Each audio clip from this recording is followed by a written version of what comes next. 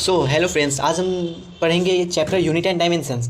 Unit and dimension chapter बहुत easy chapter है। ये एनसीईआरटी का पहला चैप्टर फिजिक्स का है। Let's start. स्टार्ट होने से पहले मैं बोलूँगा, आप इस वीडियो को लाइक कर दीजिए, इस चैनल को सब्सक्राइब कर दीजिए। ठीक है, लेट्स स्टार्ट। फर्स्ट ये हम यूनिट के बारे में जान लेते हैं। तो यूनिट से आप क्या समझते हैं? यूनिट मतलब कि जैसे ये कोई चीज़ के बारे में बताना, जैसे कि यूनिट लेंथ को किससे मापते हैं? मीटर से। तो मीटर हमारा लेंथ नापता है। जैसे 1 मीटर थोड़ा वैल्यू मतलब होल्ड करता है, तो जो क्वांटिटी का जो वैल्यू बताता है उसे हम यूनिट कहते हैं। और क्वांटिटी किसे कहते हैं? जो जिसे हम गिन सके। हाँ, जिसे हम गिन सके। तो क्वांटिटी हमारा दो टाइप्स का होता है, scalars and vector. Scalar and vector किस कैटेगरी में किया गया? On the basis of direction. Scalar मतलब आप पढ़े होंगे 9th में कि जिसके पास सिर्फ मैग्नीट्यूड हो, डायरेक्शन ना हो, मतलब किधर भी वो सिर्फ मैग्नीट्यूड पे फोकस करे, ना कि डायरेक्शन पे। और वेक्टर जिसमें डायरेक्शन भी हो, मैग्नीट्यूड भी हो। यानी कि मुझे जाना है यहाँ से, मुझे यहाँ से जाना है कहीं, जैसे साउथ की तरफ, तो कितने जल्दी पहुँचना है, ये सब वेक्टर क्वांटिटी वैसे। जैसे कि साउथ की तरफ डायरेक्शन बता दिए और मुझे 5 मीटर पर सेकंड के स्पीड से जाना है, तो वो वेक्टर क्वांटिटी हो गया। और फिर अब क्वांटिटी को एक और में dependency, drive quantity, fundamental quantity. Fundamental quantity सिर्फ 7 है और ड्राइव क्वांटिटी कितना भी है। तो फंडामेंटल क्वांटिटी यानी कि जिस किसी चीज़ से वो डिराइव नहीं हुआ। टाइम, क्या टाइम को आप डिफाइन कर सकते हैं? ऐसे कर तो सकते हैं, लेकिन कोई मतलब उसके लिए किसी का सहारा नहीं लेना पड़ रहा है। और टाइम हो गया, मीटर हो गया, लेंथ यहाँ से यहाँ नापना है, किसी चीज़ का सहारा नहीं लिया। लेकिन वही डिराइव में मतलब कि फंडामेंटल क्वांटिटी के सहारे से डिराइव बनता है। जैसे कि एग्जांपल ले ले, ये मीटर पर सेकंड जो कि वेलोसिटी का है या स्पीड का है। तो हमें करना है 1 मीटर ट्रैवल 1 सेकंड में, यानी मीटर पर सेकंड, 1 मीटर 1 सेकंड में। यानी हम लेंथ भी ट्रैवल करना है और फिक्स टाइम भी, यानी ये ड्राइव क्वांटिटी है। अब यूनिट के बारे में जान लेते हैं। तो यूनिट जो है अलग अलग जगह अलग अलग किया जाता था पहले। अब ऐसा ही सिस्टम पहले जान लेते क्या होता था। सीजीएस यूनिट यानी centimetre gram and second. Centimetre length नापता है और ग्राम मास नापता है, सेकंड टाइम नापता है। तो ये सीजीएस है, सेंटीमीटर ग्राम पर second, sorry centimetre gram second. और ये एफपीएस है, फुट पाउंड सेकंड। और ये भी लेंथ नापता है, ये मास नापता है और ये टाइम नापता है। और ये मीटर किलोग्राम और सेकंड, ये आप इससे आप वाकिफ़ होंगे। ये लेंथ नापता है, ये केजी नापता है, सॉरी मास नापता है और ये टाइम नापता है। और फिर ये ऐसा ही सिस्टम, इसी का एक इम्प्रूव वर्जन है ऐसा ही सिस्टम। ये मतलब जैसे कि इसमें ये 3 है ना, सिर्फ इसमें 7 और आ जा सकते हैं। इसमें 7 और मतलब सॉरी इसमें 7 क्वांटिटी आते हैं और फिर 2 जो है सप्लीमेंट्री क्वांटिटी, आगे बताता हूँ मैं। एक मीटर हो गया, किलोग्राम हो गया और सेकंड हो गया। और बाकी के 4 देखिए, ये टेम्परेचर हो गया, temperature, electric current, luminous intensity, amount of substance. तो टेम्परेचर आप जानते होंगे, केल्विन हो गया, इसका ऐसा यूनिट केल्विन है, याद रखिएगा केल्विन। और बाकी सेल्सियस यूज करते हैं, फ़ारेनहाइट यूज करते हैं, तो ये दोनों नहीं है, कुछ केल्विन है। तो एक केल्विन में एक 0 केल्विन में 273 डिग्री सेल्सियस होता है, ये याद रखिएगा, बहुत इंपॉर्टेंट है। 0 केल्विन में 273 डिग्री सेल्सियस।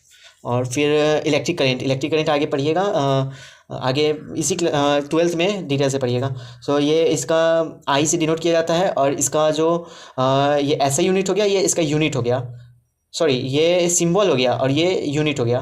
तो सिंबल आई होता है, इसका यूनिट ए होता है, ए से ampere. Luminous intensity I V, और इसका यूनिट जो होता है, ये सिंबल हो गया और ये यूनिट हो गया। ये भी सिंबल, इसका सिंबल भी सेम होता है, यूनिट भी सेम होता है। तो ये आई वी ल्यूमिनस इंटेंसिटी और C D candela luminous intensity को नापता है। और अमाउंट ऑफ सब्सटेंस, ये तो आप जानते होंगे, मोल ये हो गया आपका यूनिट हो गया, ये हो गया आपका सिंबल हो गया। तो इसे मोल तो आप समझते होंगे क्या होता है, 6.023 × 10⁻23। इतना मॉलिक्यूल कर लीजिए, एटम कर लीजिए, कुछ भी कर लीजिए, 1 मोल हो जाएगा।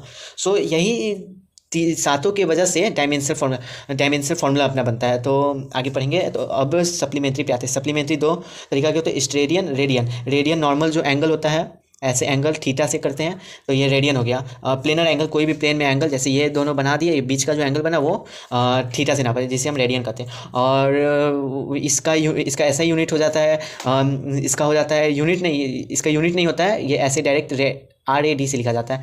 तो इसको जैसे हम लोग डिग्री से करते हैं ना, 360 डिग्री, ऐसे वैसे ही इसको पाई में करते हैं, रेडियन में। तो एक अगर 180 डिग्री लिखना होगा तो इसे लिखेंगे पाई, 360 डिग्री लिखना होगा उसे लिखेंगे 2 पाई। तो भाई 180 डिवाइडेड बाई 3 60 हो जाएगा। तो वैसे ही अगर 180 मतलब पाई और डिवाइडेड बाई 3 तो ये हो जाएगा 60 डिग्री। ये मतलब इतना 60 डिग्री के लिए यूज़ होता है।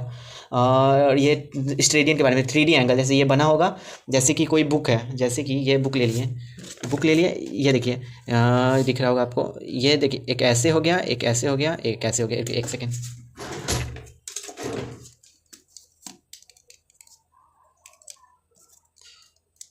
ये एक ऐसे देख लिए, ये जो एंगल बना ना, ये जो एंगल ये बना आपका स्ट्रेडियन, इतना एंगल, इसे हम ओमेगा से नापते हैं। ओमेगा इसका सिंबल है। 3D एंगल हो गया, समझ गए होंगे। अब आते हैं डायमेंशन पे। डायमेंशन क्या होता है? The exponent of base quantity in which drive quantities made. Dimension को, डायमेंशन मतलब कि कोई भी ड्राइव क्वांटिटी को उसको बेस क्वांटिटी में लिखता है। जैसे कि हम लोग केमिस्ट्री में पढ़ते हैं ना, जैसे कि NaCl सॉल्ट क्या चीज़ से बनता है? सोडियम प्लस क्लोराइड, तो NaCl यानी कि साल्ट जो है, इससे ये और ये मिलके साल्ट बना, यानी कि ये इसका बेस क्वांटिटी ये हो गया, ये हो गया। और वैसे ही अगर ग्लूकोज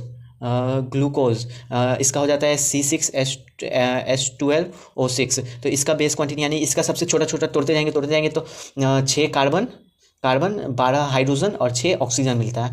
तो वैसे ही कोई भी फिजिकल क्वांटिटी जैसे वेलोसिटी को हम अपने उसके बेस क्वांटिटी किस पे वो डिपेंड है, वही को डायमेंशन कहते हैं। जैसे कि वेलोसिटी किस पे डिपेंड है, जैसे कि लिखते हैं हम लोग वेलोसिटी, तो किसी से एक फिक्स्ड लेंथ प्लस टाइम, तो फिक्स्ड लेंथ पर टाइम।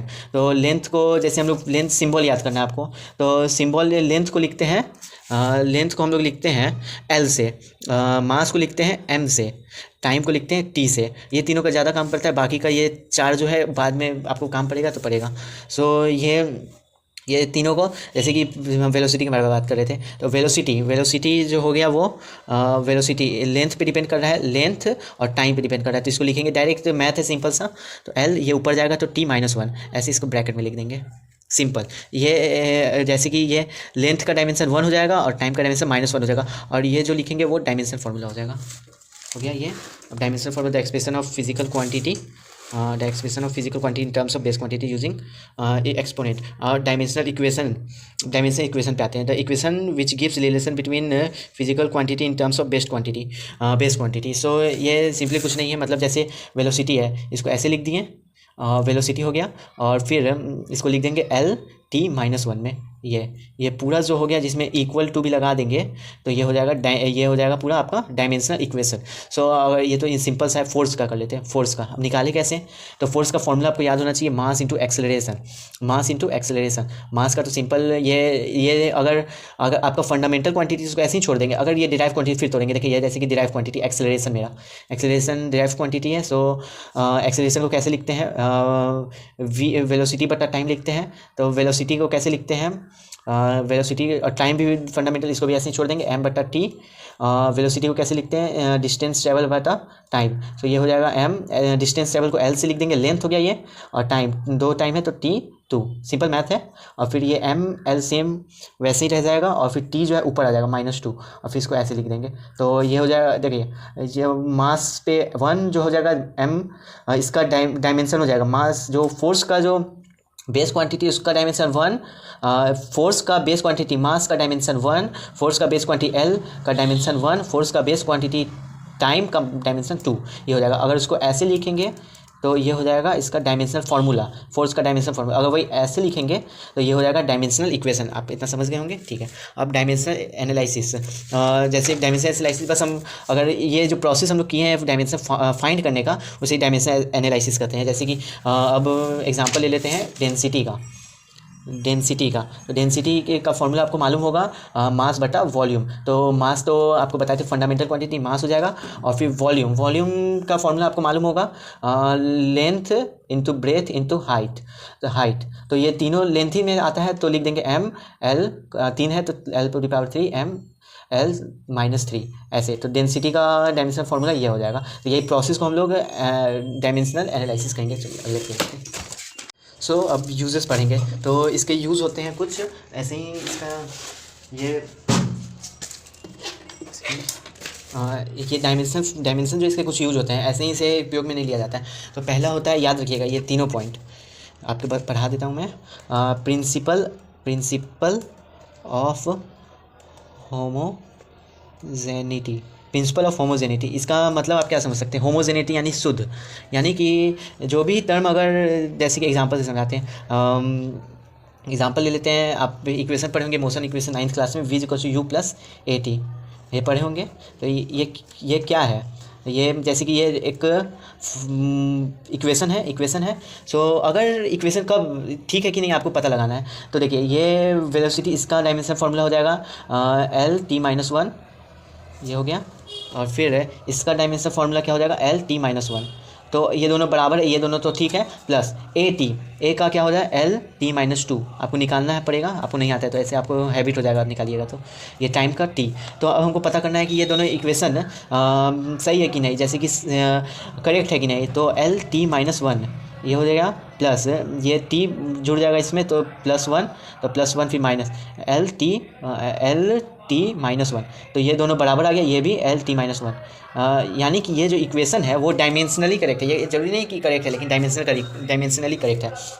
जैसे कि अगर प्लस पे, अगर इसका मेन कहता क्या है कि अगर कोई भी चीज़ इक्वेशन, जैसे s = ut + ½ at², कोई भी चीज़ अगर इक्वल टू प्लस से डिवाइड किया, सेपरेट किया हुआ गया है एक इक्वेशन में, तो हर एक चीज़ का इसका डायमेंशनल फार्मूला सेम होगा। जैसे इसका l हो जाएगा, इसका l हो जाएगा, इसका L t-1 फिर t, यानी ये कट गया, इसका भी l हो जाएगा, इसका हाफ।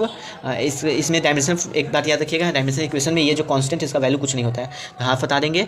L t-2 फिर t, फिर इसको यहाँ जोड़ देंगे, t² होता है, सॉरी यहाँ पे गलती कर दिया था, t², ये t और ये 2 हो जाएगा, ये दोनों -2 कट गया, फिर l, इसका भी t आ गया, यानी कि डायमेंशनली करेक्ट है। अब आपके मन में सवाल आ रहा होगा कि अगर ये हाफ है तो हाफ हटा देंगे फिर भी वो सेम आएगा, फिर अगर नहीं हटाएंगे फिर भी सेम आ जाएगा। तो फिर इसका एक डिमेरिट भी है, लिमिटेशन भी है कि अगर हम लोग डायमेंशनली अगर इस चेक करते हैं तो ज़रूरी नहीं कि वो इक्वेशन सही हो। डायमेंशनली करेक्ट हो सकता है, लेकिन ज़रूरी नहीं कि वो ये ऐसे भी करेक्ट हो। जैसे कि ये कांस्टेंट है, अगर इसे हटा भी देंगे, इसको हटा भी देंगे तो सेम आएगा, लेकिन आपको ये अलग तरीका है उसे चेक करने के लिए।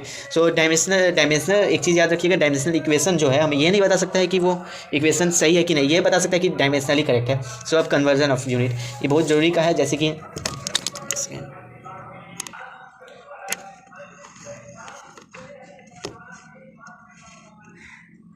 अब दूसरे इसके यूज़ के बारे में आते हैं। तो कन्वर्जन ऑफ यूनिट, जैसे कि आपने पढ़ा होगा, मीटर को सेंटीमीटर में बदलना। सेंटीमीटर में कैसे बदलेंगे? 1 मीटर में कितना सेंटीमीटर? 1 मीटर में आपको याद होगा तो 100 सेंटीमीटर, 1 मीटर में 100 सेंटीमीटर। 1 kg में 1000 ग्राम। और वही अगर ये हो गया, अगर आपको कॉम्प्लेक्स दिया हुआ है, यानी कि अगर बहुत खतरनाक वाला इक्वेशन दिया, जैसे कि फोर्स दिया हुआ है, फोर्स का क्या होता है? इसका यूनिट kg/s, ये यूनिट होता है। यूनिट आपको ऐसे भी पता लग सकता है, इसका डायमेंशन फार्मूला आपको याद होगा, पहले बताया था मैंने, mlt-2 तो mlt-2। तो मास का क्या होता है यूनिट? kg, इसका क्या होता है? मीटर, और ये सॉरी यहाँ पे -2 होगा, इसका क्या होता है? सेकेंड, -2। तो ये हो जाएगा इस फोर्स का यूनिट। इससे यूनिट भी पता लग गया। अब इसको कन्वर्ट करना है, जैसे कि MKS, ये तो MKS में है, मीटर kg सेकेंड। अब इसको CGS में बदलना है, CGS यानी कि सेंटीमीटर, ग्राम और सेकेंड। तो सेकेंड तो सेम है, तो mlt-2। तो इसको ऐसे लिख सकते हैं, ये किस में दिया हुआ है? मान लीजिए CGS में बदलना है, तो 1 मीटर में पहले पता लगाएंगे कितना सेंटीमीटर, तो सब में 1 है पावर, तो 1 मीटर में कितना सेंटीमीटर हो सकता है? तो 1 मीटर में कहेंगे तो 100 सेंटीमीटर, इस पर पावर 1, और 100 और फिर यहाँ डाल देंगे kg, यहाँ डाल देंगे सेंटीमीटर। और ये एक सेकेंड सॉरी ये मास है, मास पहले इसको CGS में बदलना है, यानी कि मास जो है ये मास है, याद रखिएगा मास है, तो मास को kg से ग्राम में बदलना है। तो ये अभी kg में दिया हुआ है, MKS में दिया हुआ है, तो मास को बदलेंगे तो 1 kg में 1000 ग्राम होता है, 1000 ग्राम। लेंथ यानी कि मीटर। अब इसको सेंटीमीटर में बदलना है, तो 1 मीटर में 100 सेंटीमीटर। और फिर टाइम का सेकेंड -2, तो ये हो जाएगा 3 4 5 10⁵ ग्राम सेंटीमीटर सेकेंड -2। तो इसे आपको पता होगा, तो इसे कहते हैं क्या कहते थे? डाइन। हाँ, डाइन कहते हैं इसे। अगर आपको पता होगा न्यूटन जो है फोर्स का यूनिट है, हाँ यूनिट है, तो ये जो यूनिट है वो MKS में है। MKS यानी ऐसा यूनिट में, अब इस CGS में से कहते हैं डाइन। डाइन तो यानी कि एक डाइन में जो होता है वो होता है 10⁵ न्यूटन। ये आपको सॉरी एक न्यूटन में जो होता है 10⁵ डाइन। सो ये आपको याद करने का वैसे ज़रूरत तो है, लेकिन आप ऐसे निकाल भी सकते हैं अगर आपको ना आए तो। अब वैसे ही अब एनर्जी को आपको कन्वर्ट करना है, अब वैसे ही आपको एनर्जी में कन्वर्ट करना है। तो एनर्जी यानी कि एक जूल में कितना अर्ग। तो आपको होमवर्क दे देते हैं, आप अभी करिए ये रोक के 10 सेकेंड या बाद में करिएगा। इसका हम आपको बता देते हैं डायमेंशनल फार्मूला। तो एनर्जी का फार्मूला क्या होता है, फोर्स गुने डिस्प्लेसमेंट। तो फोर्स गुने डिस्प्लेसमेंट होता है, तो फोर्स का M_L_T-2, डिस्प्लेसमेंट का L, तो इसको जोड़ देंगे M_L_2T-2। ये आपको पता लगाना है। अब ये आप घर से पता लगा के लीजिए, सेकेंड रोक के। सो अब तीसरे इस पे आते हैं, फाइंडिंग रिलेशन। फाइंडिंग रिलेशन, सो ये रिलेशन फाइंड करने में बहुत ज़रूरी आता है। जैसे कि अगर आपको फाइंड करना है रिलेशन, जैसे कि आपको एग्जांपल ले लें,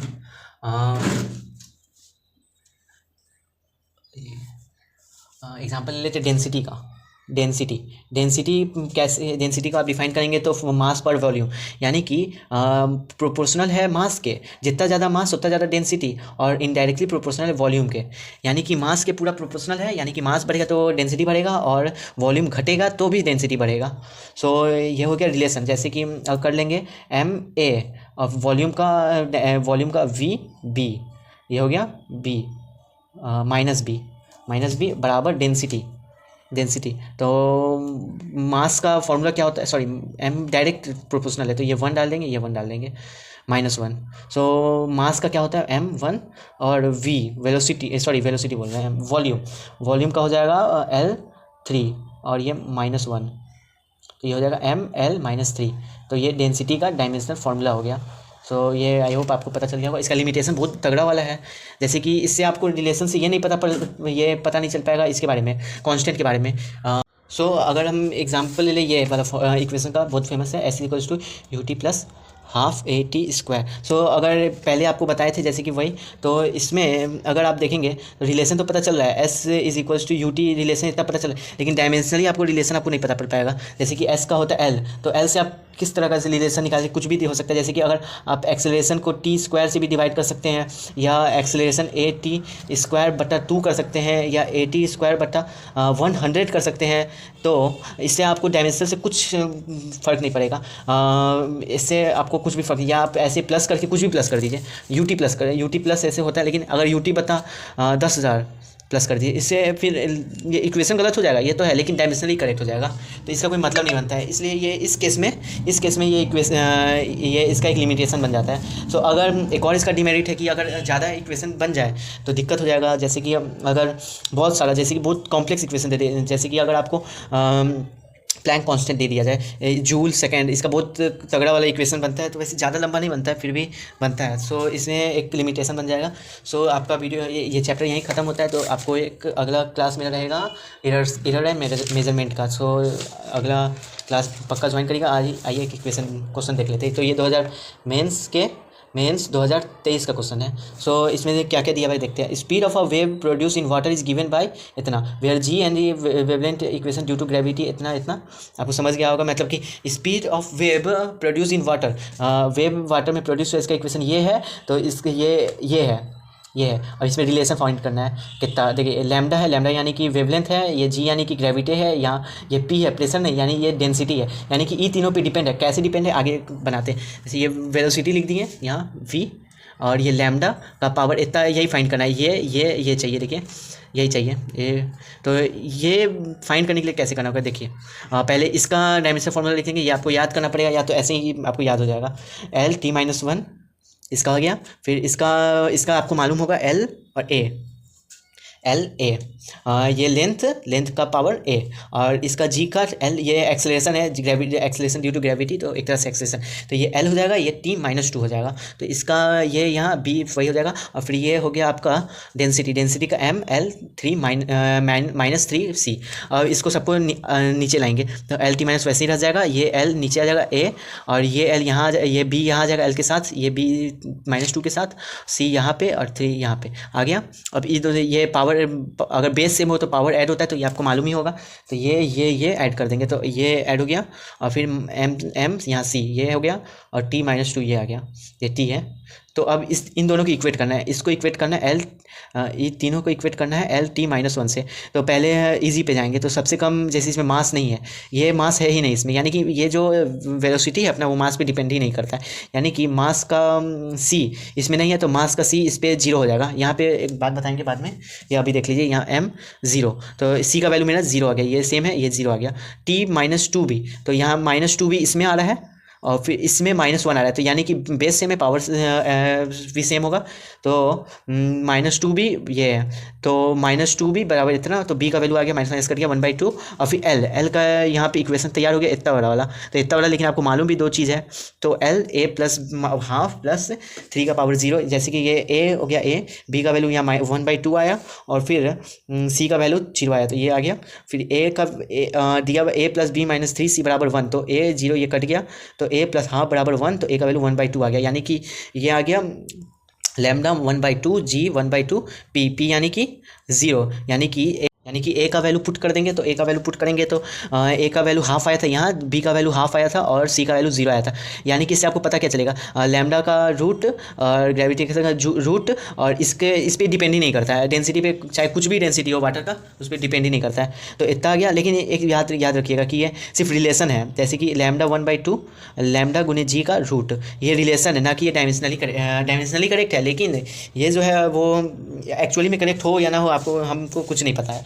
तो ये एक बात याद रखिएगा, क्वेश्चन में ये हमेशा डायमेंशनली करेक्ट होता है, और आपको ये भी दे सकता है, ये 1 दे दे या 2 दे दे या 3, पता लगाना है कि डायमेंशनली करेक्ट है कि नहीं है। सो ये खत्म होता है। हाँ, एक चीज़ बताना था, जैसे कि ML-T-2 ये एनर्जी का है। सो अगर ये जो एनर्जी का है, तो बाकी का 7 कहाँ गया, ये तो कॉमन सा है, L-T-1 ले लेते हैं। वेलोसिटी, इसमें आप मास कहाँ गया, इसमें मास नहीं है, तो ये मास का जो इसमें होता है, मास का 0 हो जाता है, यानी जिस पे वो डिपेंड नहीं करता उसका 0 हो जाएगा। ये तो 0 है, यानी 1 या 1 लिखने का कोई मतलब ही नहीं है।